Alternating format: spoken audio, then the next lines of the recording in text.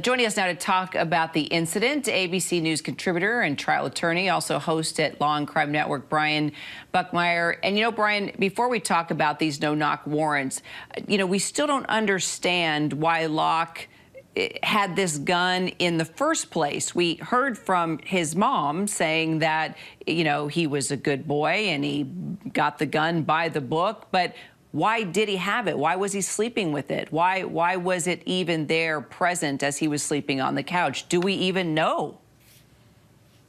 Yeah, so Kira, thank you for having me first and foremost. As we start off, first, he's a registered gun owner. And to answer the question, or at least in the short way of answering it, he's legally allowed to carry a gun in the state of Minnesota based on being inside the home. And from my understanding, he had a gun license from Texas. And most gun owners will tell you that if they're staying at a location and they're sleeping somewhere, they may leave their items like their keys and their wallets and maybe even their gun inside their dresser for just such an occasion. Today it's the police, but if this was a random person breaking into your home, this may be the location of where you may want a gun to be so that you are quickly at the draw to be able to protect yourself. And I think that's part of the argument here, that this was a legal gun owner shocked in a home that he was staying in at a family member, and he reached for a gun as many reasonable gun owners would.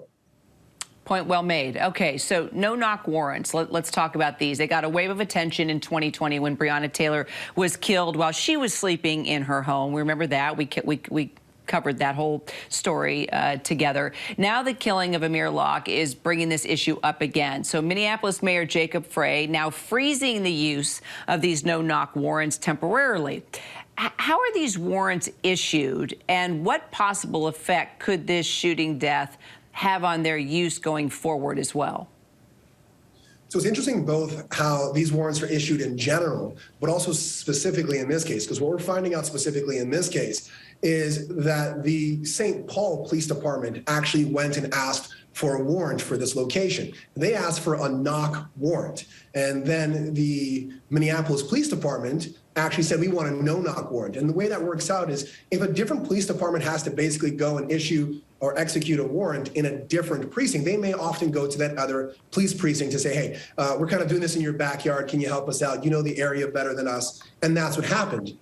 Interestingly enough, it got upgraded from a knock warrant to a no-knock warrant. And typically the way that works out is if you present to a judge, you say, hey, there may be evidence, there may be contraband. Oftentimes we're talking about drugs. That may be flushed down a toilet, or there may be an ability for the person to evade law enforcement. And so because of that, we need the element of surprise.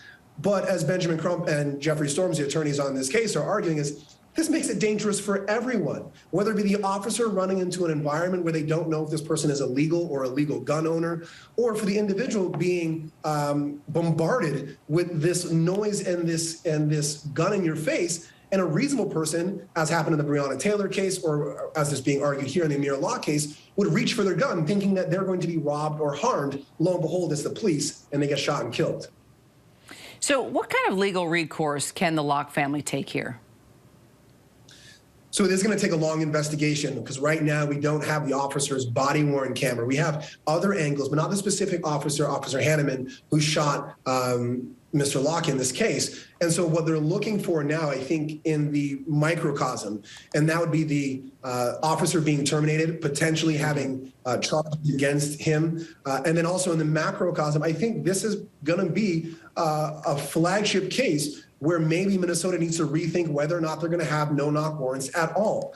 We know that the mayor has put a moratorium on the execution of these no-knock warrants and also the request of them.